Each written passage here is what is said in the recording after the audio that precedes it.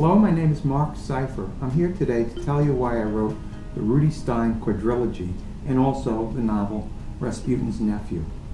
It all started in 1976. I was teaching courses in parapsychology, and a friend of mine got in touch with Uri Geller, and we went to his apartment in New York City, and he took a key in my presence, and he rubbed it, and the thing bent. I brought here a bunch of spoons that people have bent at we used to call them PK parties or psychokinesis parties. Now these two, you could see someone could have easily just bent it, but some of these are pretty unusual. Like this one has a really interesting twist to it. And this one also has an amazing twist to it. And Geller had many of these things, and I saw him do it right in front of my eyes. At the same time, he was being studied by think tanks for the CIA, and he passed all the tests. He passed tests in telepathy and psychokinesis in particular. And they were studying ESP. And at this time, the Soviet Union was also studying ESP, and there's a very famous book called Psychic Discoveries Behind the Iron Curtain. So there was a race between the two groups, and I thought parapsychology departments would begin to open up. So Geller would appear on the Merv Griffin show, and he'd appear on the Barbara Walters show, and he would bend keys and do telepathy experiments and be successful. But when he got on the Johnny Carson show, he failed, and so he began to be debunked. But at the same time, the CIA was also funding debunking sources. They were trying to distance themselves overtly on the outside so that they could secretly study telepathy but not look like nuts at the same time. So Geller was in this crazy situation, and he left the United States and moved to England.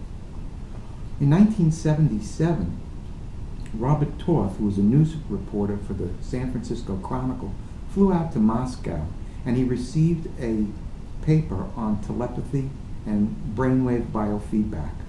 And he was arrested by the KGB because he had a paper they thought on a secret study. So the New York Times, on the front page above the fold, had a huge article about Robert Toth being arrested for obtaining a paper on telepathy and brainwave biofeedback. So I think, wow, departments of parapsychology are going to open up, things are going to be amazing. ABC, NBC, and CBS reported the Toth arrest. Newsweek and also Time reported the Toth arrest. But what happened was that they removed the topic of the paper. They called it a science paper instead of a paper on telepathy and brainwaves. That was what prompted me to write Rasputin's Nephew. The Rudy Styne Quadrilogy, Rudy Styne is a reporter. I basically took the name from Rudolf Steiner, who was a very famous metaphysician, and that was the first novel. I then wrote a series of novels. They're all here, and on separate YouTubes I'm going to explain each one. But today I'd like you to focus in on Rasputin's Nephew.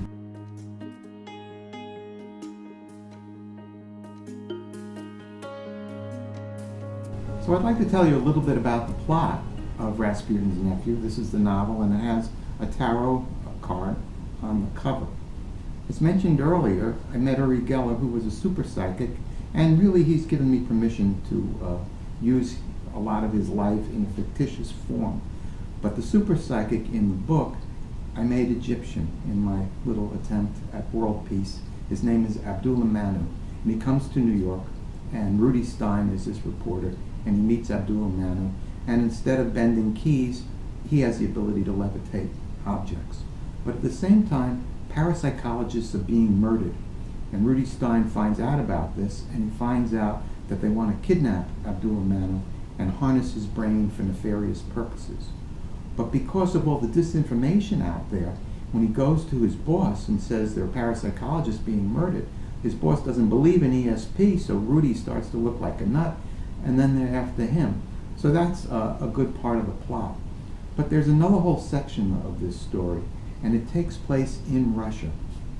I went to the University of Chicago in the early 1970s, and I worked in a laboratory in a hospital, and I have to say I killed a number of rats and did a number of animal experiments, which I wasn't happy about doing, but I had to do them. In the book, I talk about, these are real experiments that were done. I was not involved in anything like this, but they were experiments where they actually took the head of one monkey and put it on the body of another monkey. and they actually had a mother and son because they were genetically close. Horrible things. That's in the book. So one of the ideas in this book is that we're dealing with evolution. So we've got monkey brains that they're studying, human brains, and then super psychics. What is the higher states of consciousness? That's some of the subtext of this book. The bad guy is Rasputin's nephew. He's the head of the KGB. He's hypnotizing people, and he's also creating psychokinetic soldiers to go into the West to murder American and Western parapsychologists. There's also a love story in here. Rudy meets Jessie, the love of his life, and this love affair continues on through Doppelganger, Doppelganger, Crystal Knight, and Fate Line. 3 other novels that all follow Rudy Styne and his travels through many, many very different stories.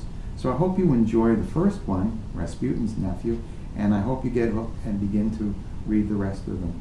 A lot of my life's work is in these books, and that's it for today.